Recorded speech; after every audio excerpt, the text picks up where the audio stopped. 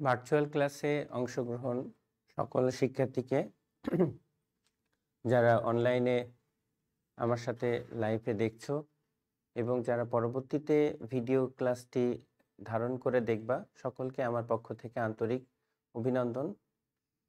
আমার পরিচয়, আমি মোহাম্মদ মমতাজুর রহমান রনি, প্রভাষক আইসিটি। আজকে তোমাদের সামনে আমি তোমাদের গুরুত্বপূর্ণ একটা অধ্যায় নাম্বার 6 ডেটাবেস ম্যানেজমেন্ট সিস্টেম এই বিষয় নিয়ে আলোচনা করব। তো আসো আমরা শুরু করি। ডেটাবেস জিনিসটা কি বিষয়টা আগে বুঝি। বর্তমানে খেয়াল করে দেখো, সারা বিশ্বে মানুষ সনাতন পদ্ধতির পরিবর্তে ডিজিটালাইজ করে ফেলেছে। প্রত্যেকটা প্রযুক্তি দিয়ে তারা অফিস আদালতকে অলংকারিত করেছে। অফিস আদালতের প্রত্যেকটা কাজ এখন কম্পিউটার ভিত্তিক তথ্য সংরক্ষণ করা হয় এবং প্রয়োজন বোধে সেখান থেকে তথ্য খুব দ্রুতভাবে অনুসন্ধান করার ব্যবস্থা হয়। তো এর ভিত্তিতে এই অধ্যায়টা আমরা শিখব। তোমরা 9-10-এও এটার আংশিক ধারণা নিয়ে আসছো ডেটাবেস বিষয় নিয়ে। তো ডেটাবেস আমাদের এই যে ব্যাংক, বিমা, শিল্প প্রতিষ্ঠান থেকে শুরু করে ডেটা এক কথায় স্টোর করা, প্রসেসিং করা, সবকিছু বিষয়টা কিভাবে অ্যাপ্লিকেশন দিয়ে করা যায় সে বিষয় নিয়ে আলোচনা করব। আর মূলত ডেটা অনেক ধরনের হতে পারে। ডেটা এক কথায় আমরা জেনে আসছি, আলফাবেটিক ডেটা হতে পারে, নিউমেরিক্যাল ডেটা হতে পারে, বুলিয়ান ডেটা হতে পারে, লজিক্যাল ডেটা হতে পারে। বিভিন্ন ধরনের ডেটা এখানে আমাদের আছে। এই ডেটার টাইপগুলো কি হতে পারে তারপর ভিত্তি করে আমরা এই অ্যাপ্লিকেশনে ডেটাবেস কিভাবে একটা ডেটা টেবিল তৈরি করা হয়, ডেটাকে কিভাবে প্রসেসিং করা হয়, এই বিষয়গুলো আমরা জানতে পারবো। আমরা উল্লেখ্য যে আমরা আজকে মাইক্রোসফটের তৈরি করা একটা উল্লেখযোগ্য অ্যাপ্লিকেশন মাইক্রোসফট অফিস, এই অ্যাপ্লিকেশনের মধ্যে আমরা দেখব মাইক্রোসফট অ্যাক্সেস ডেটাবেস, যেটা তোমাদের প্র্যাকটিক্যালে ব্যবহার করে সুবিধা হবে ডেটাবেস অ্যাপ্লিকেশন শেখার জন্য। এই বিষয় নিয়ে আলোচনা করব। তো আসো আমরা শুরু করি। Database management system. এখানে দেখো, আমরা অনেক ধরনের ডেটা অনেকভাবে স্টোর করে থাকি, অনলাইনে স্টোর করে থাকি বর্তমানে। এটা আমাদের সুবিধা হয় কারণ কম্পিউটারে আমরা যদি আমাদের তথ্যকে স্টোর করি সেখানে দেখা যায় যে আমাদের তথ্যগুলো অনেক সময় ভাইরাসের কারণে নষ্ট হয়ে যেতে পারে। সেজন্য আমরা ক্লাউড স্টোরেজে তথ্য সংরক্ষণ করে রাখি। ডেটাবেস, তাহলে ডেটাবেস শব্দের অর্থ হচ্ছে, ডেটা শব্দের অর্থ হচ্ছে উপাত্ত এবং বেস শব্দের অর্থ হচ্ছে ঘাঁটি বা সমাবেশ। পরস্পর সম্পর্কযুক্ত এক বা একাধিক ডেটা টেবিল বা ফাইলের সমষ্টি হচ্ছে এখানে ডেটাবেস। ডেটাবেজে আমরা যা পেয়ে থাকি, আমরা ডেটাবেস এই অ্যাপ্লিকেশনের মধ্যে আমরা ডেটা স্টোর করে রাখবো এবং আমাদের এই সুবিধাগুলো থাকবে। ডেটাকে শর্টিং করতে পারবো, এক কথায় অ্যাসেন্ডিং বা ডিসেন্ডিং অর্ডারে শর্টিং করতে পারবো, ডেটাকে কোয়েরি করতে পারবো। এই সুবিধাগুলো আমরা ডেটাবেজ অ্যাপ্লিকেশন থেকে পেয়ে থাকবো।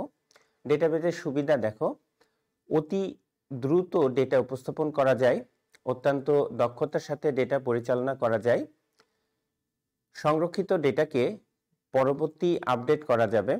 অর্থাৎ আমাদের যদি ডেটার কোনো ভুল থাকে, নামের ভুল থাকে বা কোনো ইনফরমেশন ভুল থাকে, পরবর্তীতে আমরা আপডেট করে নিতে পারবো। ডেটাবেজের তথ্যসমূহকে প্রয়োজনে অ্যাসেন্ডিং বা ডিঅ্যাসেন্ডিং অর্ডারে সাজাতে পারবো। অল্প সময়ে ডেটা বিন্যাস ঘটানো যায়। ডেটাবেজের উপাদান, ডেটাবেজ তৈরি করার জন্য মূলত এই অ্যাপ্লিকেশনের যে উপাদানগুলো দরকার সেগুলোর মধ্যে 1 নাম্বার ডেটা, আমাদের ডেটা লাগবে, 2 নাম্বার রেকর্ড লাগবে, 3 নাম্বার ফিল্ড, 4 নাম্বার হলো ডেটা টেবিল। অর্থাৎ অনেকগুলো অর্থপূর্ণ ডেটা নিয়ে তৈরি হবে এক একটা রেকর্ড। আর রেকর্ডগুলো থাকবে একটা ফিল্ডের অধীনে, অর্থাৎ আইডি একটা ফিল্ড, নেম একটা ফিল্ড, অ্যাড্রেস একটা ফিল্ড। এই অ্যাড্রেস, নেম, আইডি এর মধ্যে যে ডেটাগুলো থাকবে সেটা একটা নির্দিষ্ট ব্যক্তির ইনফরমেশন বা রেকর্ড আমরা বলতে পারি। এবং অসংখ্য রেকর্ডকে স্টোর করে আমরা সেই রেকর্ডধারিত বা স্টোর করা অংশকে আমরা টেবিল বলতে পারি। এখানে একটা ছবি দেখানো হচ্ছে ফিল্ড, রেকর্ড এবং ডেটা। ফিল্ড আমরা দেখতে পাচ্ছি শিরোনাম যাকে বলা হয় বাংলাতে, প্রত্যেকটা উপরে আমরা দেখো ফিল্ডের নাম, ID, address, salary, job title, department ইত্যাদি বিষয় এখানে দেওয়া আছে। এগুলো হচ্ছে ফিল্ড বা এক কথায় শিরোনাম, এবং তার অধীনে দেখো যে তথ্যগুলো দেয়া আছে, যে ডেটাগুলো দেয়া আছে, সেই ডেটাগুলোকে আমরা রো আকারে যদি আমরা তথ্যগুলো জানার চেষ্টা করি তাহলে বলবো যে সেই ব্যক্তির, যেমন আমিনুল, এখানে একটা প্রথমে নাম দেখা যাচ্ছে, আমিনুলের আমরা রেকর্ড বলতে পারি। এবং তাহলে এখানে বলা যায় যে অসংখ্য রেকর্ডের সমন্বয়ে যে ডেটা সংগ্রহ করা হয়েছে এটা একটা টেবিল কাঠামো বা এটা একটা টেবিল বলা যায়। তারপরে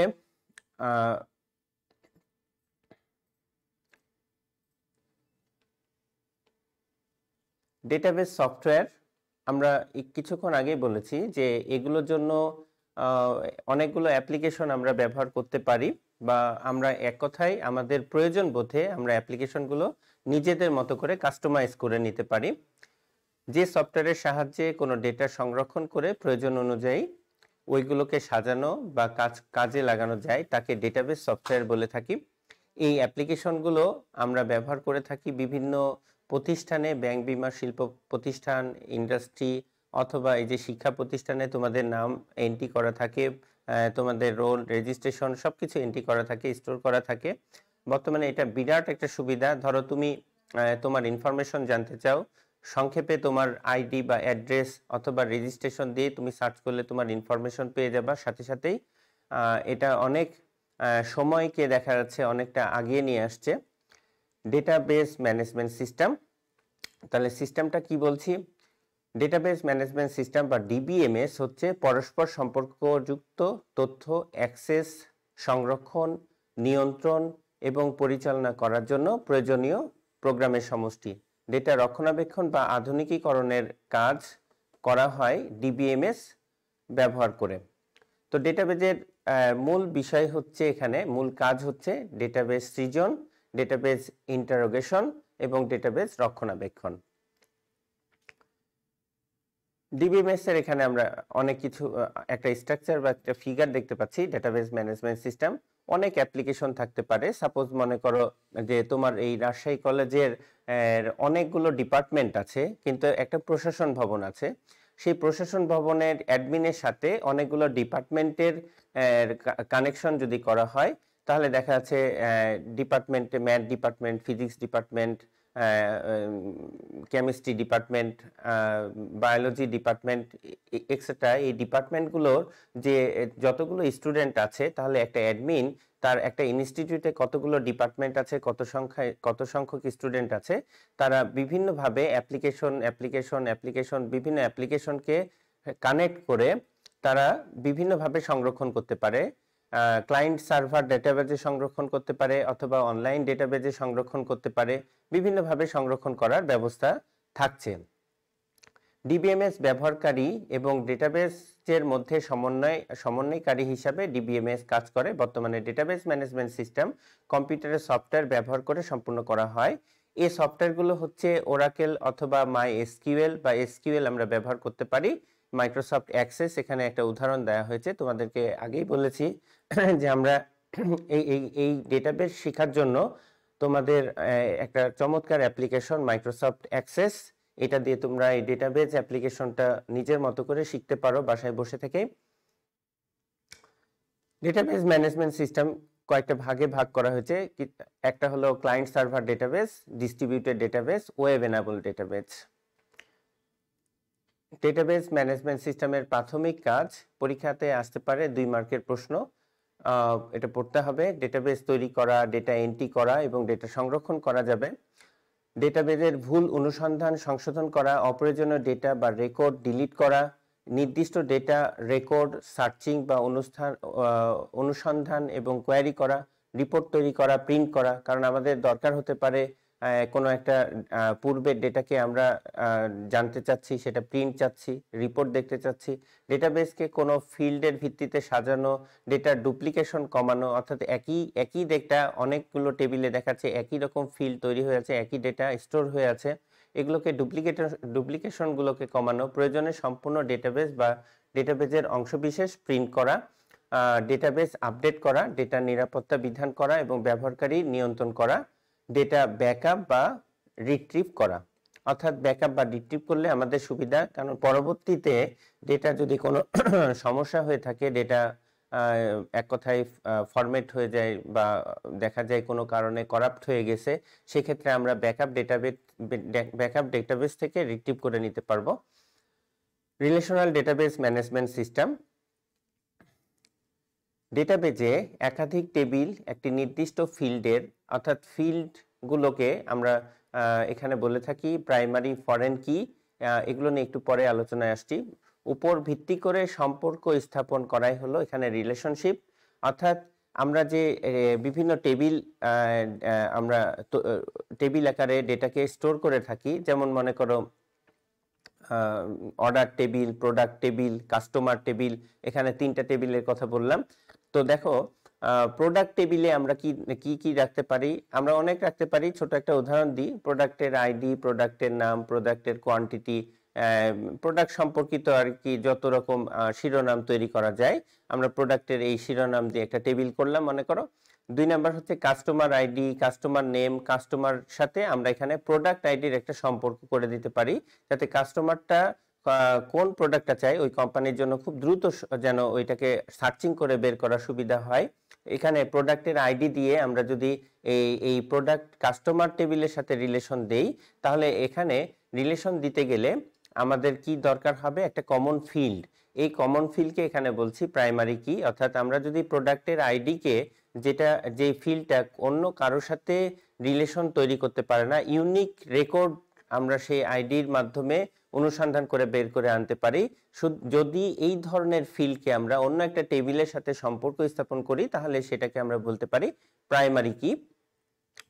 তাহলে রিলেশন করা ডেটা টেবিলের সমন্বয়ে গঠিত ডেটাবেসকে রিলেশনাল ডেটাবেস বলা হয়। আধুনিক ডেটাবেস সফটওয়্যার বলতে সাধারণত রিলেশনাল ডেটাবেস ম্যানেজমেন্ট সফটওয়্যারকে বোঝায়, যাকে আমরা RDBMS বা রিলেশনাল ডেটাবেস ম্যানেজমেন্ট সিস্টেম বলতে পারি।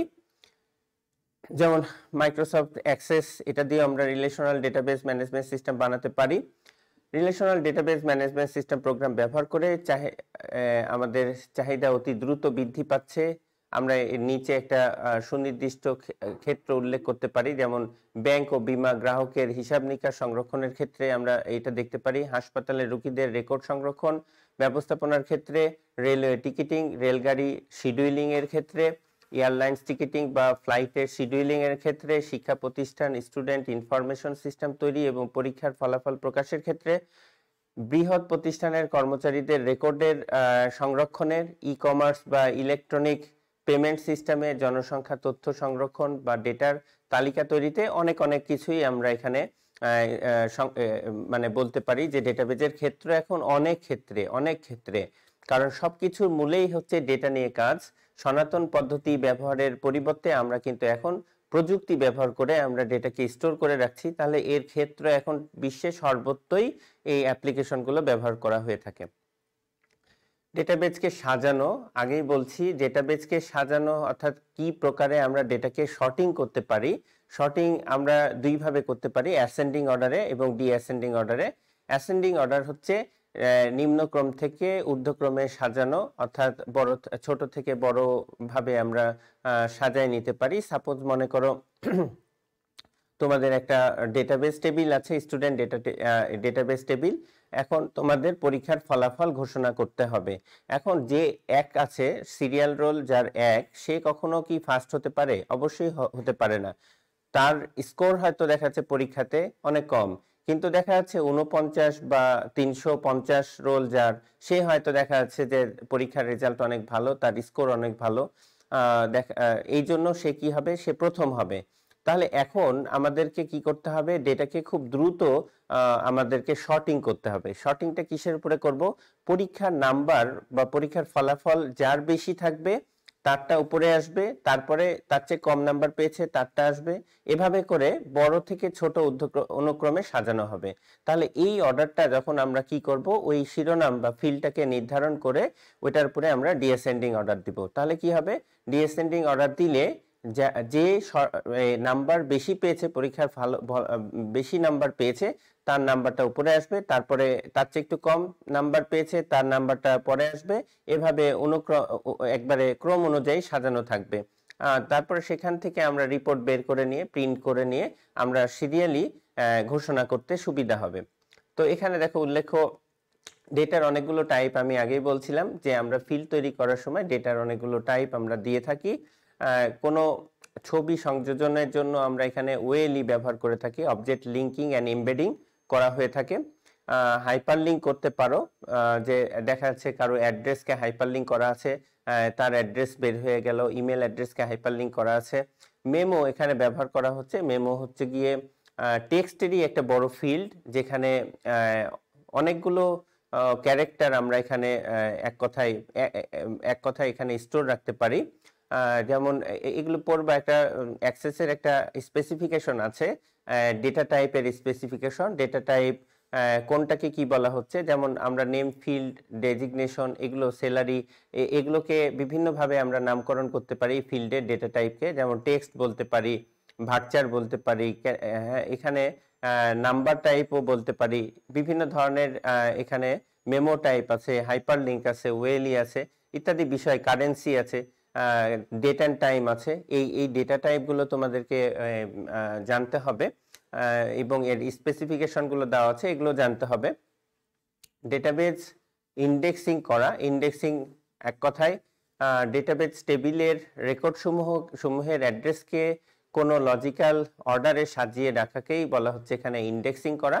ইন্ডেক্সিং ফাইলের মূল ডেটাবেস ফাইল কোনো রকম পরিবর্তন না করে রেকর্ড সমূহকে অ্যাড্রেসের বিভিন্নভাবে সাজানো হয়ে থাকে। যেমন মনে করো যে বইয়ের যে আমরা সূচনা দেখি, প্রথমে সূচিপত্র দেখি, সেখানে কিন্তু মূল ফাইল অর্থাৎ যে অধ্যায়টার উপরে লেখা হয়েছে সেই অধ্যায়ের কোনো পরিবর্তন হয় না, সেই অধ্যায়টা ঠিক রাখা হয়। যা কি করা হয়, শুধু তার অ্যাড্রেসটা দেখে দেওয়া হয় কত নাম্বার পেজে ওই অধ্যায়টা শুরু হয়েছে। তাহলে আমরা এখানে জানতে পারলাম যে ইন্ডেক্স হলো মূল ফাইল বা ফাইলের মূল ডেটাবেস ফাইলকে কোনো রকম পরিবর্তন না করে রেকর্ড সমূহকে অ্যাড্রেসের বিভিন্নভাবে সাজানো যেতে পারে। এক বা একাধিক ফিল্ডের উপর ভিত্তি করে ইন্ডেক্সিং করা হয়ে থাকে। ইন্ডেক্সিং করার জন্য কোন ভ্যালুকে বিবেচনা করা, কোন ভ্যালুকে বিবেচনা করা হবে তার জন্য ইন্ডেক্স এক্সপ্রেশন তৈরি করা হয়। ইন্ডেক্স করার কিছু বিবেচ্য বিষয়সমূহ বা শর্ত, সাধারণত কি ফিল্ডের উপর ইন্ডেক্স করা হয়। কি ফিল্ড আমরা দেখলাম বিভিন্ন ভাবের হতে পারে, কি ফিল্ড প্রাইমারি কি ফিল্ড হতে পারে, ফরেন কি হতে পারে, কম্পোজিট প্রাইমারি কি হতে পারে, এগুলো তোমরা পড়ে আসছো, এগুলো পড়ে নিবা। যে ফিল্ডের উপর ইন্ডেক্স করা হয় তার অনুরূপ নাম দিতে হবে, তাতে ইন্ডেক্সের মনে রাখতে সুবিধা হয়। 3 নাম্বার হচ্ছে ইন্ডেক্স করার জন্য কোন ভ্যালুকে কোন ভ্যালুকে বিবেচনা করা হবে তার জন্য ইন্ডেক্সের এক্সপ্রেশন গুলো তৈরি করতে হবে। 4 নাম্বার হচ্ছে ডেটা টেবিল এক বা একাধিক ইন্ডেক্স ফাইল থাকতে পারে, কেবল একটি ইন্ডেক্স ফাইল সক্রিয় থাকবে। ইন্ডেক্সিং সুবিধা, ইন্ডেক্স করা ফাইলে ডেটা সহজে খুঁজে বের করা সহজ। ইন্ডেক্স ফাইলে ডেটা রেকর্ড এন্ট্রি করা হয় এবং স্বয়ংক্রিয়ভাবে আপডেট হয়, কাজের গতি বৃদ্ধি পায়। ডেটা টেবিলের record searching, sorting, reporting, query ইত্যাদি দ্রুত করা যায়। মূল ফাইলটা অপরিবর্তিত থাকে, মূল ফাইলের কোনো পরিবর্তন হয় না। একাধিক ইন্ডেক্সিং এর যে অসুবিধাগুলো আমরা দেখি, ইন্ডেক্সিং বা এর অসুবিধা হচ্ছে একাধিক ফিল্ডের উপর ইন্ডেক্স হলে বেশি মেমোরি লাগে, এটা একটা অসুবিধা। ডেটা টেবিলে একাধিক ফিল্ডের উপর ইন্ডেক্স করা হলে আপডেট ডিলিট করতে সময় বেশি লাগে, ডেটা এন্ট্রি করতে বেশি সময় লেগে যায়। ডেটা টেবিলের ফিল্ডের উপর ইন্ডেক্সিং এর এখানে একটা চিত্র দেখানো আছে ইন্ডেক্সিং করার। তোমরা এই বিষয়টা একটু ভালো করে পড়বা, ইন্ডেক্সিং এবং সর্টিং পরীক্ষায় আসতে পারে। ইন্ডেক্সিং এবং সর্টিং এর পার্থক্য খুবই ইম্পর্টেন্ট। ইন্ডেক্সিং হলো মূল টেবিলকে অপরিবর্তন রেখে এক বা একাধিক ফিল্ড অনুসারে রেকর্ড সমূহকে সাজানোর প্রক্রিয়া, আর সর্টিং হচ্ছে ডেটা টেবিলের রেকর্ডগুলোকে কোনো নির্ধারিত ফিল্ড অনুসারে অ্যাসেন্ডিং বা ডিঅ্যাসেন্ডিং অর্ডারে সাজানো। এগুলো একটু ভালো করে পড়বা, এগুলো পরীক্ষাতে আসবে। দুটি টেবিলের মধ্যে সম্পর্ক তৈরি, আমরা টেবিলের সম্পর্ক তৈরি এই বিষয়টা জেনেছি 1970 সালে ইএফ কোড রিলেশনাল পরিবর্তন পদ্ধতির যিনি প্রবর্তক ছিলেন তার মাধ্যমে। একটি ডেটাবেজ একাধিক টেবিল থাকতে পারে, তবে এই ডেটাবেজের একাধিক টেবিলের সাথে বিভিন্নভাবে টেবিলের সম্পর্ক জুড়ে দেওয়া যেতে পারে। যেমন আমরা এই সম্পর্ক জুড়ে দেওয়ার বিভিন্ন উপায়কে আমরা তিনটা ভাবে ভাগ করে থাকি। যেমন relation, one to one relation, one to many relation, many to many relation বা মেনি টু ওয়ান রিলেশন বলা যেতে পারে। রিলেশন তৈরি করার শর্ত আমরা দেখে নিই। কমপক্ষে একটি কমন ফিল্ড থাকতেই হবে এবং কমন ফিল্ডের নাম, ডেটা টাইপ, ফিল্ডের সাইজ ইত্যাদি একই হতে হবে। 2, একটি ফিল্ডকে প্রাইমারি কি হিসাবে রাখতে হবে এবং ফিল্ডের তথ্য ইউনিক হতে হবে এবং একই থাকতে হবে সেটা। 3 হচ্ছে টেবিল বা ফাইলগুলোকে একই সময় খোলা থাকতে হবে। রিলেশনে যে আমরা একটু আগে বললাম, রিলেশন বিভিন্নভাবে করা যায়। One to one relation, one to many relation বা মেনি টু ওয়ান রিলেশন বা মেনি টু মেনি রিলেশন। এখানে একটা ছবিতে আমরা দেখতে পাচ্ছি যে এখানে দেখো কাস্টমার ডিবিএফ অর্থাৎ ডাটাবেস ফাংশন, পারচেস এবং পারচেস টেবিল আমরা দেখতে পাচ্ছি। এই টেবিলের সাথে কাস্টমার আইডি এবং কাস্টমার আইডি এখানে রিলেশন 2 নাম্বার আইডি, কাস্টমারের 2 নাম্বার আইডি, নেম কাস্টমার এবং দেখা যাচ্ছে যে পারচেস যে ডাটাবেজ আছে সেখান থেকে রিলেশন তৈরি হয়েছে। আমরা একটু বিস্তারিততে যাই। প্যারেন্ট অ্যান্ড চাইল্ড ডাটাবেজ অর্থাৎ যে টেবিলগুলোর ডেটা একাধিক টেবিলের সাথে ডেটার সম্পর্ক রয়েছে, যেমন রিলেশনাল ডেটাবেজের ক্ষেত্রে প্যারেন্ট এবং চাইল্ড টার্মটি বহুলভাবে প্রচলিত। যে ডেটাবেজ সরাসরি কাজ করা হয় যে কন্ট্রোলে ডেটাবেজ হচ্ছে, সেই কন্ট্রোলে ডেটাবেজ হচ্ছে প্যারেন্ট ডেটাবেজের সাথে সম্পর্কিত ডেটাবেজকেই বলা হচ্ছে এখানে child database. One to one রিলেশনের ক্ষেত্রে কোনো ডেটা টেবিলের একটি রেকর্ড অন্য টেবিলের কেবল একটি রেকর্ডের সাথে সম্পর্ক থাকবে। কোনো বেসিক ডেটাবেজ ভেঙে আলাদা আলাদা ডেটা টেবিল সংরক্ষণ করা হয় তখন ওয়ান টু ওয়ান রিলেশন থাকতে পারে। যেমন কোনো অফিসের কর্মচারীর নাম, ঠিকানা, পদবি একটি ডেটা টেবিল বা তাদের বেতন সংক্রান্ত অন্য ডেটা টেবিলে সংরক্ষণ করা হয়। এক্ষেত্রে দুইটি টেবিলের একটি কমন ফিল্ড, যেমন এমপ্লয় হচ্ছে, এটা মনে করো কমন ফিল্ড এমপ্লয় আইডি, ভিত্তিতে ওয়ান টু ওয়ান রিলেশন প্রতিষ্ঠিত হয়। যেমন দেখো টেবিল থেকে দেখা যাচ্ছে, আমরা দেখতে পাচ্ছি এমপ্লয় আইডি, এই যে দেখো নিচের একটা টেবিলের এমপ্লয় আইডির সাথে দুইটা ভিন্ন ভিন্ন টেবিল এমপ্লয় আইডি দিয়েই তাদেরকে কমন ফিল্ড নির্বাচন করা হয়েছে এবং কমন ফিল্ডের মাধ্যমে তাদের রিলেশনটা তৈরি করা হয়েছে। ওয়ান টু ওয়ান রিলেশন যদি দুইটি টেবিলের মধ্যে এমনভাবে রিলেশন স্থাপন করা হয় যে কোনো ডেটা টেবিলের একটি রেকর্ডের সাথে অন্য একটা টেবিলের একটি রেকর্ড সম্পর্ক থাকে, তখন তাকে ওয়ান টু ওয়ান রিলেশন বলে। এক কথায় কোনো বেসিক ডেটাবেসকে ভেঙে আলাদা আলাদা ডেটা টেবিলে সংরক্ষণ করা হয় তখন ওয়ান টু ওয়ান রিলেশন তৈরির প্রয়োজন হয়। অর্থাৎ দেখা যাচ্ছে যে তোমার কিছু বিষয় থাকলো একটা আলাদা টেবিলে এবং তোমার সম্বন্ধে ইনফরমেশন আরেকটা টেবিলের মধ্যে কিছু থাকলো। যদি তোমার সম্বন্ধে তথ্য আমাদেরকে অনুসন্ধান করতে হয় পুরোটাই, তাহলে তোমার উপরে যে প্রাইমারি কি দেওয়া হয়েছে সেই টেবিলের প্রাইমারি কিটাই হবে এখানে রিলেশন করার জন্য একটা উৎকৃষ্ট সিস্টেম, এবং সেটা দিয়ে যখন রিলেশনটা করা হবে তখন সেই রিলেশনটাকে আমরা বলতে পারবো ওয়ান টু ওয়ান রিলেশন।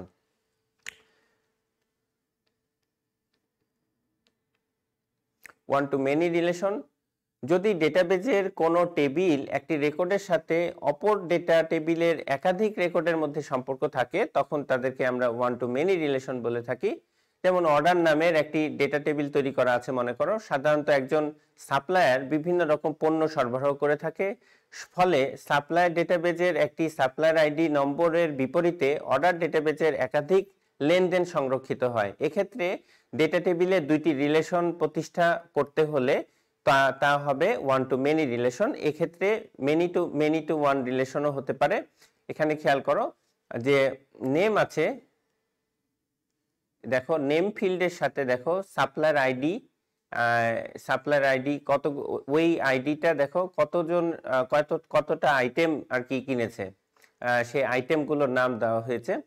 এই রিলেশনটাকে আমরা বলছি ওয়ান টু মেনি রিলেশন, অর্থাৎ একজন সাপ্লাই আইডির সাথে দেখো কতগুলো প্রোডাক্টের সম্পর্ক আছে, অর্থাৎ ওই সাপ্লায়ারের যে বায়ারটা ছিলেন তিনি কতগুলো প্রোডাক্ট তোমার প্রতিষ্ঠান থেকে কিনেছে তার সাথে রিলেশন করা আছে।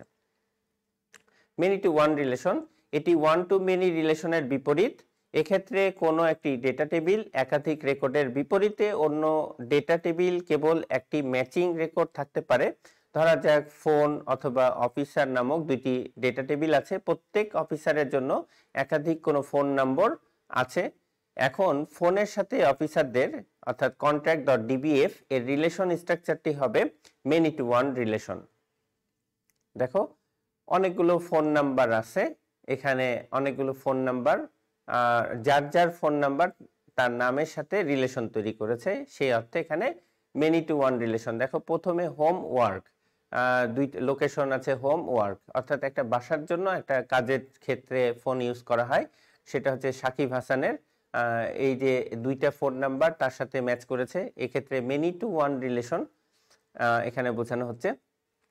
মেনি টু মেনি রিলেশন, অনেকগুলো ডেটা টেবিল, এক কথায় বলা যায় যে ডেটাবেজের কোনো ডেটা টেবিল একাধিক রেকর্ডের সাথে অপর ডেটা টেবিলের একাধিক রেকর্ডের মধ্যে সম্পর্ক থাকে, তখন তাকে মেনি টু মেনি রিলেশন বলা হয়। এগুলো খুব ভালো করে পড়বা, কারণ এগুলো থেকে কোশ্চিন পরীক্ষাতে হয়। ডেটা টেবিলের মধ্যে রিলেশন তৈরি করা, এটা প্র্যাকটিক্যাল তোমরা শিখবা ভালো করে। তোমাদের যে অ্যাক্সেস ডেটাবেজ আছে সেখান থেকে তোমরা অবশ্যই রিপোর্ট তৈরি করা যায়, ইনসার্ট থেকে রিপোর্ট তৈরি করা যায়, ইনসার্ট থেকে ফর্ম ডিজাইন করা যায়, ইনসার্ট থেকে টেবিল ক্রিয়েট করা যায়, টেবিল ডিজাইন ভিউ ক্রিয়েট করে দেখবা, এভাবে প্র্যাকটিস করবা, ইনশাল্লাহ এই বিষয়টা ভালো মতো ক্লিয়ার হতে পারবা। ডেটা সিকিউরিটি, অবশ্যই ডেটা সিকিউরিটি আমাদের রাখতে হবে, কারণ অনুমোদন ব্যতীত ডেটা অ্যাক্সেস না করা যায়, যাতে এই ব্যবস্থা করতে হবে। ব্যবহারকারীকে ডেটা ব্যবহার করার অধিকার সংরক্ষণ করা, ডিস্ক ব্যবহার নিয়ন্ত্রিত করা, সিস্টেমের রিসোর্স ব্যবহার নিয়ন্ত্রণ করা, ইউজার অ্যাক্সেস মানে ইউজারের অ্যাকশন বা অডিট ও নিয়ন্ত্রণ করা। ডেটা সিকিউরিটির জন্য যা প্রয়োজন: গোপনীয়তা, সততা এবং প্রাপ্যতা।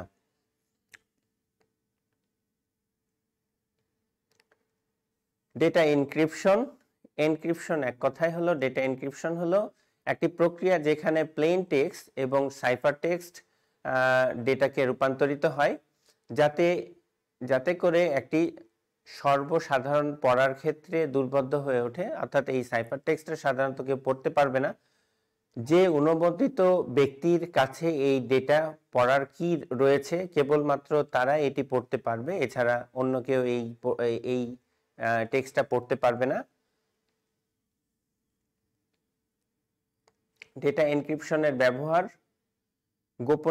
গোপনীয় ডেটাকে সুরক্ষা দিয়ে অন্য চোখে পড়া বা অন্যের অ্যাক্সেস নিয়ন্ত্রণ করার জন্য সাধারণত ডেটার এনক্রিপশন ব্যবহৃত হয়। এটি সর্বত্রই ব্যবহার হতে পারে। ক্লায়েন্ট এবং অন্যান্য গোপনীয় প্রতিষ্ঠান ও আর্থিক তথ্যাদি প্রেরণ, এক কথায় ব্যাংকগুলোতে এনক্রিপশন ব্যবহার করা যেতে পারে। এগুলো একটু ব্যবহার করবা। এনক্রিপশন ধরন: সিস্টেমেটিক এনক্রিপশন এবং অ্যাসিমেট্রিক এনক্রিপশন, এগুলো অত দরকার নাই। সিস্টেম এনক্রিপশন এগুলো দরকার নাই। ডেটা এনক্রিপশনের উপায়, এটা এমনি সাধারণভাবে পড়ে নিবা, এটা পরীক্ষার জন্য অতটা ইম্পর্টেন্ট না। আমরা একটু দেখব যে আমরা ডেটাবেস থেকে কোয়েরি বিভিন্নভাবে করতে পারি। মাইক্রোসফট অ্যাক্সেসে ডেটাবেস এক কথায় হচ্ছে গিয়ে অ্যাপ্লিকেশন যেভাবে তৈরি করা আছে মাইক্রোসফটের, সেখান থেকে আমরা দেখা যাচ্ছে ম্যানুয়ালি অ্যাপ্লিকেশন থেকে আমরা কোয়েরি করতে পারি, আবার কোডের মাধ্যমে অর্থাৎ এসকিউএল কোডের মাধ্যমেও আমরা কোয়েরি করতে পারি। তো এখানে আমরা এই অধ্যায়ে কিছু কোয়েরির ফাংশন এখানে দেওয়া হয়েছে, আমরা কোয়েরি ফাংশনগুলো শিখে নেই। এসকিউএল মানে হচ্ছে স্ট্রাকচারাল কোয়েরি ল্যাঙ্গুয়েজ, অর্থাৎ যে ল্যাঙ্গুয়েজের দ্বারা আমরা কোনো তথ্য ডাটা টেবিল থেকে অনুসন্ধান করতে পারি। ডেটাবেজে এক বা একাধিক টেবিলের মধ্যে কোনো নির্দিষ্ট ডেটা খুঁজে বের করা, প্রদর্শন করা, প্রিন্ট করা, শর্ত সাপেক্ষে যে কোনো কাজ করার জন্য এসকিউএল এর ডিএলএল অর্থাৎ এবং ডিএমএল ডাটাবেজ এক কথায় হচ্ছে ইত্যাদি ভাষা ব্যবহার করে যে কোয়েরি করা হয় তাকে এসকিউএল কোয়েরি বলে। একটা হচ্ছে ডাটা ডেফিনেশন ল্যাঙ্গুয়েজ ডিডিএল এবং একটা হচ্ছে ডাটা ম্যানিপুলেশন ল্যাঙ্গুয়েজ। আমরা এগুলো দেখব। দেখো কমান্ড এবং কাজ বলা হয়েছে। ক্রিয়েট একটা কমান্ড, কোয়েরির একটা কমান্ড। নতুন ডাটাবেস তৈরি করার জন্য ক্রিয়েট ব্যবহার করা হয়। অল্টার ডাটাবেস বা টেবিলের স্ট্রাকচারকে পরিবর্তন করে। ড্রপ এক কথায় ডাটাবেজের যে টেবিলটা আমরা বানিয়েছি যদি কোনো কারণে এটা ভুল থাকে তাহলে এটা ডিলিট করে দেওয়ার জন্য ড্রপ ব্যবহার করা হয়। এগুলো আমরা দেখব, সবগুলো দরকার হবে না, এখানে অনেক আছে উদাহরণ। কমান্ড কাজ অনেকগুলো আছে, select, insert, update, delete, close, modify, index, find, store. এই বিষয়গুলো একটু জানবা, দেখবা। আমরা চলে আসি ডিএলএল এর ক্ষেত্রে এসকিউএল এর ব্যবহার। ক্রিয়েট অর্থাৎ ডিএলএল মানে বললাম ডাটা ডেফিনেশন ল্যাঙ্গুয়েজ। ক্রিয়েট স্টেটমেন্টটি ডাটাবেজের টেবিল তৈরি করার কাজে ব্যবহার করা হয়, আমরা জানি। এখানে একটা সিনট্যাক্স দেখানো হয়েছে, ক্রিয়েট টেবিল, টেবিল নেম, অর্থাৎ ক্রিয়েট লিখে টেবিল লিখতে হবে এবং যেই টেবিলটা আমি বানাতে চাচ্ছি সেই টেবিলটার নাম এখানে দিতে হবে। তারপরে এই প্যারেনথেসিস বার দিয়ে লাস্টে সেমিকলন দিয়ে দিতে হবে। প্যারেনথেসিস বার দেখো মানে একেবারে ফার্স্ট আছে এবং লাস্ট আছে, অর্থাৎ শুরু এবং শেষ আছে। এই শুরু এবং শেষ দিতে হবে, দিয়ে আমাদেরকে এন্ড বোঝাতে হবে এবং তার ভিতরে যেগুলো লিখতে হবে অর্থাৎ কতগুলো শিরোনাম বানাতে চায় সেই শিরোনাম বা কলম নেমগুলো দিতে হবে এবং কলম নেমের সাথে পাশাপাশি যে কলম বা শিরোনামগুলো দিচ্ছি সেই শিরোনামের ডেটা টাইপ এখানে বসাতে হবে এবং তার পাশাপাশি ব্র্যাকেটে আমাদের সাইজগুলো দিতে হবে, অর্থাৎ আমাদের কতগুলো ফিল্ডের দরকার হবে সেই ফিল্ডের সাইজ আমাদের বসাতে হবে। এভাবে করে column name 1, column name 2, column name 3 যতগুলো শিরোনাম বানাতে চাই এভাবে আমরা পর্যায়ক্রমে দিতে পারবো। যেমন ধরো পাশে একটা উদাহরণ দেওয়া আছে, ক্রিয়েট টেবিল এমপ্লয়। এমপ্লয় নামের একটা টেবিল বানানো হচ্ছে এখানে। এমপ্লয়ের প্রথমটার নাম দেওয়া হচ্ছে নেম ফিল্ড। এই নেম ফিল্ডটা ভার্চার, এর লেন্থ হচ্ছে 20। জয়েনিং ডেটই হবে কারণ আমরা ডাটা টাইপ জানি, ডেটের ডাটা টাইপ ডেট। ডেজিগনেশন হচ্ছে ভার্চার, এখানে 20। এজ দেওয়া আছে নাম্বারের ভ্যালু হচ্ছে 3। অ্যাড্রেস ভার্চার, এখানে দেওয়া হয়েছে ভেরিয়েবল ক্যারেক্টার 20 লেন্থে। তাহলে আমরা এই বিষয়টাকে যদি এই টেবিলটাকে আমরা যদি এইভাবে এসকিউএল কোড করি, এসকিউএল কোডটা কিভাবে করবা, মাইক্রোসফট অ্যাক্সেস ওপেন করে নিবা। ওপেন করে নেওয়ার পরে তোমরা ইনসার্টের মধ্যে যাবা, ইনসার্টের মধ্যে যেয়ে সেখান থেকে তোমরা কোয়েরিতে যাবা। কোয়েরিতে যাওয়ার পরে কোয়েরি দেখা যাচ্ছে যে একটা নিচে ইন্টারফেস আসবে, এই ইন্টারফেসটা তোমরা ডিলিট করে দিয়ে বাম কর্নারে টপে দেখতে পাবা, টুলের পাশে মানে রিবনের পাশে দেখতে পাবা এখানে এসকিউএল লেখা আছে। সেই এসকিউএল এ ক্লিক করে উপরের উল্লেখিত কোডগুলোকে অর্থাৎ এই কোডগুলোকে তোমরা টাইপ করবা। কোডগুলোকে টাইপ করার পরে যখন রানটা করবা ভিউয়ে যে রান পাবা, রান করার পরে তারপরে আমরা দেখতে পাবো এরকম একটা টেবিল তৈরি হয়ে গেছে। আচ্ছা, এরপরে আসো ড্রপ। এক কথায় যদি আমি টেবিলটাকে ডিলিট করে ফেলতে চাই, মানে টেবিলটায় আর রাখতে না চাই, তাহলে আমরা ড্রপ কমান্ডটা ব্যবহার করব। ড্রপ টেবিল নেম, অর্থাৎ ড্রপ টেবিল এমপ্লয় যদি দেই, অর্থাৎ কিছুক্ষণ আগে আমরা যে টেবিল ক্রিয়েট করার টেকনিক শিখলাম ক্রিয়েট কমান্ডের মাধ্যমে, এসকিউএল কমান্ডের মাধ্যমে, সেটা ড্রপ উল্লেখ করলে কিন্তু ওই টেবিলটা ডিলিট হয়ে যাবে। এবার আসো ডিএমএল এর ক্ষেত্রে, অর্থাৎ ডাটাবেজ এক কথায় ম্যানিপুলেশন ল্যাঙ্গুয়েজ নিয়ে আমরা একটু আলোচনা করি।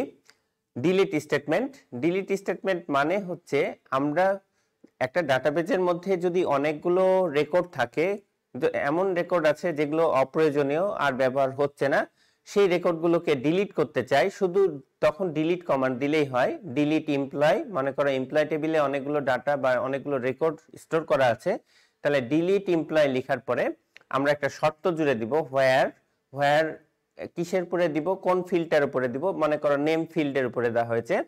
তবে মনে রাখতে হবে বা খেয়াল রাখতে হবে নেম ফিল্ডের এই নেমটা তোমার ফিল্ডে যেভাবে লেখা আছে ঠিক এখানে সেভাবেই লিখে রাখতে হবে।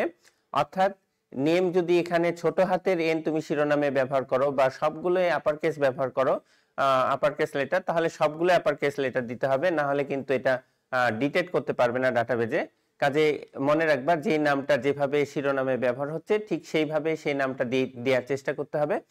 তাহলে নেম দেওয়ার পরে এবার হচ্ছে গিয়ে জাবেদ আহমেদ, দুইটা স্ট্রিং কোয়ার্ডের মধ্যে দেওয়া আছে এবং সেমিকলন দিয়ে লাইনটা শেষ করা হয়েছে জাবেদ আহমেদ। তাহলে আমরা কি দেখতে পাচ্ছি যে এই কমান্ডটা দিলে যে যদি ডেটাবেজে জাবেদ আহমেদের কোনো রেকর্ড থাকে তাহলে সেই রেকর্ডটা এমপ্লয় টেবিল থেকে ডিলিট করে ফেলবে। ইনসার্ট স্টেটমেন্ট, একইভাবে আমরা ইনসার্ট স্টেটমেন্ট, অর্থাৎ ইনসার্ট মানে হচ্ছে লাইন সংযোজন করা। আমরা কমান্ডের মাধ্যমে করতে পারি, আবার টেবিল ক্রিয়েট করে আমরা ম্যানুয়ালিও করতে পারি। এখানে কমান্ড শেখানো হচ্ছে। ইনসার্ট ইনটু টেবিল নেম, অর্থাৎ টেবিল নেমের পরে কয়টা কলাম আছে, কলাম 1, কলাম 2, কলাম 3 ইত্যাদি যতগুলো কলাম আমরা দিতে পারি এবং কলামের ভ্যালুগুলো আমরা দিয়ে দিতে পারি। ভ্যালুস দিয়ে দেওয়া আছে কলাম ভ্যালু 1, ভ্যালু 2, ভ্যালু 3, অর্থাৎ প্রত্যেকটা শিরোনামের অধীনে যে ডেটাগুলো থাকে সেগুলোকে আমরা ভ্যালু বলছি এখানে। আচ্ছা, এটা একটা সিনট্যাক্স। আমরা সিনট্যাক্স অনুযায়ী একটা উদাহরণ দেখব। ইনসার্ট ইনটু টেবিল নেম, এই যে এখানে সুন্দরভাবে দেখানো আছে, তোমরা এটাকে প্র্যাকটিস করবা। এমসিকিউ তে এগুলো থাকতে পারে, ভুল হতে পারে কোন জায়গায় দেখা যাচ্ছে তোমরা সিনট্যাক্স গুলো ঠিকমতো না জানার কারণে হয়তো কোন জায়গায় কমা হবে, কোন জায়গায় স্ট্রিং কোড ব্যবহার করতে হবে, কোন জায়গায় সেমিকলন দিতে হবে। এই জিনিসগুলো কিন্তু এমসিকিউ 4টা অপশনের মধ্যে উল্টাপাল্টা থাকবে। সঠিক বিষয়টাকে তোমাদের খুঁজে বের করে টিক চিহ্ন দিতে হবে এবং কমেন্টগুলো সঠিকভাবে জানার চেষ্টা করতে হবে। আপডেট, অর্থাৎ মনে করো জাবেদ আহমেদেরই কোন একটা ইনফরমেশন ভুল আছে, সেটা আমরা কমেন্ট দিয়ে আপডেট করে দিতে চাই। তাহলে আমরা দিব আপডেট এমপ্লয়, অ্যাড্রেসটা তার হয়তো ঢাকা ছিল, বর্তমানে এখন হবে বরিশাল। তাহলে অ্যাড্রেস যে ফিল্ডটা আছে, অ্যাড্রেস আমি আগেও বলেছি যে অ্যাড্রেস নামটা অবশ্যই ঠিক রাখতে হবে, টেবিলে যে নাম আছে সেই নাম অনুযায়ী রাখতে হবে এবং তার সাথে বরিশাল যেটা নতুন নাম হবে সেই নামটা আপডেট করতে হবে। সেটা কার হবে, সেটা record where name is equal to Javed Ahmed, অর্থাৎ জাবেদ আহমেদের রেকর্ডে যেখানে তার অ্যাড্রেস পূর্বে ঢাকা থাকতে পারে সেই জায়গাটা মুছে সেটা আপডেট হয়ে বরিশাল হবে। এই হচ্ছে আপডেট কমান্ড।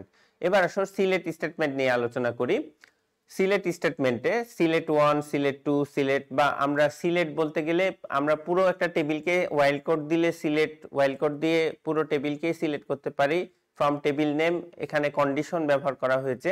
ধরো এখানে বলা হচ্ছে একটা উদাহরণে দেখো সিলেক্ট রোল নাম্বার, তারপরে রোল নং, তারপরে নেম, ডিপার্টমেন্ট, এই 3টা বিষয়কে সে সিলেক্ট করে দিয়েছে নির্দিষ্ট একটা টেবিল থেকে।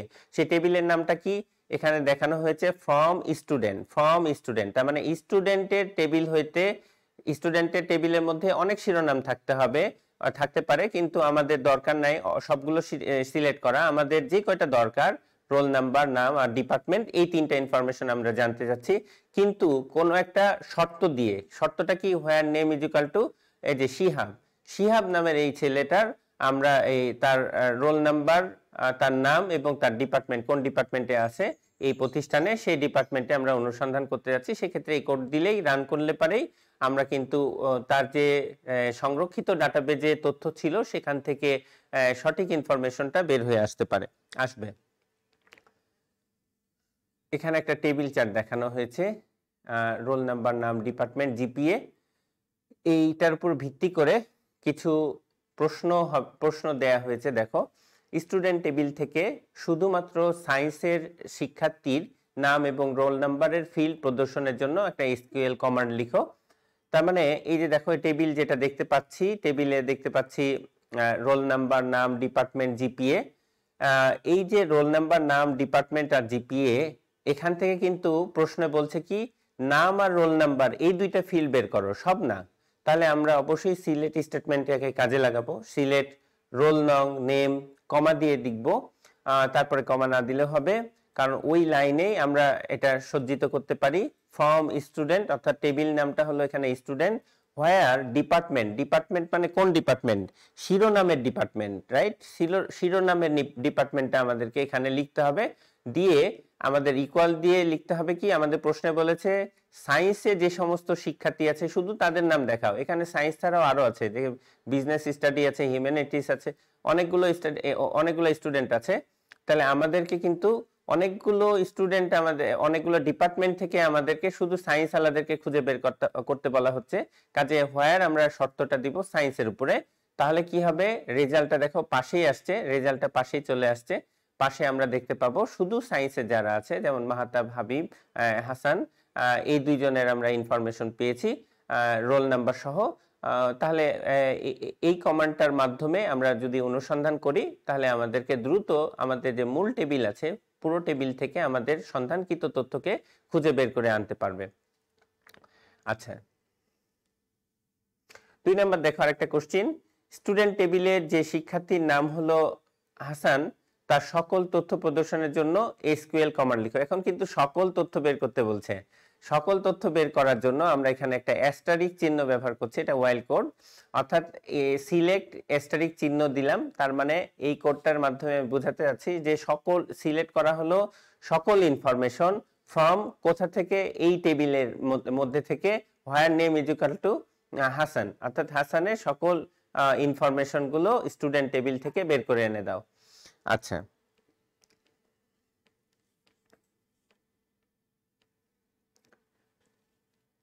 আরেকটা উদাহরণ দেখো। স্টুডেন্ট টেবিলের যেসব শিক্ষার্থীর নাম এই যে নাম দেওয়া আছে এবং সাকিব, তাদের সকল তথ্য প্রদর্শনের জন্য এসকিউএল কমান্ড লিখো। নিশ্চয়ই এটা পারবা। যে আমরা স্পেসিফিক করে নামও দিয়ে কয়েকজনের নামও বের করতে পারি, সেখানে একইভাবে সকল তথ্য আমরা সেই নামগুলো দিয়ে দিব। হ্যাঁ, নেমিন দিয়ে ব্র্যাকেটের মধ্যে অবশ্যই ক্যারেক্টার জাতীয় কোনো ওয়ার্ড হলে তার আগে সিঙ্গেল কোয়ার্ড দিয়ে ঘিরে নিব। সিঙ্গেল কোয়ার্ড, এটা একটা স্ট্রিং কোয়ার্ড। এই স্ট্রিং কোয়ার্ড অর্থাৎ এখানে যা দেওয়া হবে সে এই অনুযায়ী অনুসন্ধান করবে। অর্থাৎ এখানে 3 জন ব্যক্তির নাম দেওয়া হয়েছে, 3 জন ব্যক্তির নাম অনুসন্ধান করবে এবং এখানে লাস্টে একটা ব্র্যাকেট হবে, দিয়ে সেমিকলন হবে। বইয়ে এটা এখানে তোমাদের স্কিপ, এখানে ভুল আছে, এখানে লাস্টে ব্র্যাকেট, অর্থাৎ এই যে ফার্স্ট বন্ধনী যেটা দেখছো সেটা লাস্টে যে ক্লোজ হবে এবং একটা সেমিকলন হবে। আচ্ছা, তাহলে আসো 4 নাম্বার প্রশ্নে আসি। স্টুডেন্ট টেবিলে যে শিক্ষার্থীর নাম 3 জনের নামই দেওয়া আছে, এখানে 3 জন ব্যক্তি মনে করো, বা আরো থাকতে পারে, কিন্তু শিহাব নয়, তাদের সকল তথ্য প্রদর্শনের জন্য এসকিউএল কমান্ড লিখো। মানে এখানে সবাইকে চাচ্ছি কিন্তু একজন ছাড়া। তাহলে আমরা সেই কমান্ডটা কিভাবে দিব? Select asterisk from student where name not in লিখবো। দেখো ইন এবং নট ইন, এটুকুর মাধ্যমে আমাদের কাজ হয়ে যাবে। যাদেরকে দরকার তাদের দিব। স্টুডেন্ট টেবিল থেকে যে সকল শিক্ষার্থীর রোল নং 213, রোল নং হলো 213, তার সকল তথ্য প্রদর্শনের জন্য এসকিউএল কমান্ড। অর্থাৎ রোল নং তো 213, এখন রোল নং এর উপরে দেওয়া হয়েছে, তাহলে আমাদের শর্তটা দিতে হবে রোল নাম্বার। রোল নাম্বারে কোনো স্ট্রিং কোড লাগবে না, শুধু আমরা নাম্বার টাইপের ডেটাগুলোকে সরাসরি লিখতে পারবো। স্টুডেন্ট টেবিলে যে সকল শিক্ষার্থী জিপিএ রেজাল্ট 5 এর নিচে তাদের রোল নং এবং নাম এবং জিপিএ প্রদর্শন করো। মনে হয় এভাবে করে তোমরা প্র্যাকটিস করবা। এখানে অনেক কোশ্চেন আমরা দেখানোর চেষ্টা করেছি, বইয়ে আছে অনেক উদাহরণ। তোমরা এগুলো পর্যায়ক্রমে এগুলো পড়বা, দেখবা এবং বেশি বেশি প্র্যাকটিস করবা। প্র্যাকটিস করলে এগুলো মনে থাকবে, আদারওয়াইজ মনে থাকবে না। এবং পরে যদি কোনো প্রশ্ন তোমাদের স্পেসিফিক কোনো কিছু থাকে, তাহলে আমাকে কমেন্ট বক্সে লিখে জানাবা। পরবর্তী ক্লাসে আমি সেই বিষয় নিয়ে আলোচনা করার চেষ্টা করব। অনেকগুলো প্রশ্ন আছে, আমার যতগুলো প্রশ্ন এখানে তুলে ধরার চেষ্টা করেছি স্টুডেন্ট টেবিলের উপরে, ওই একটা টেবিল বানিয়ে নিয়েছি, সেখান থেকে টেবিলের অনেকগুলো কোশ্চেন এখানে দেখেছি। স্টুডেন্ট টেবিল অনুযায়ী যে সকল শিক্ষার্থীর জিপিএ 5 পাইনি, তাদের নাম রেজাল্ট প্রদর্শনের জন্য এই কমান্ডটা দেখো।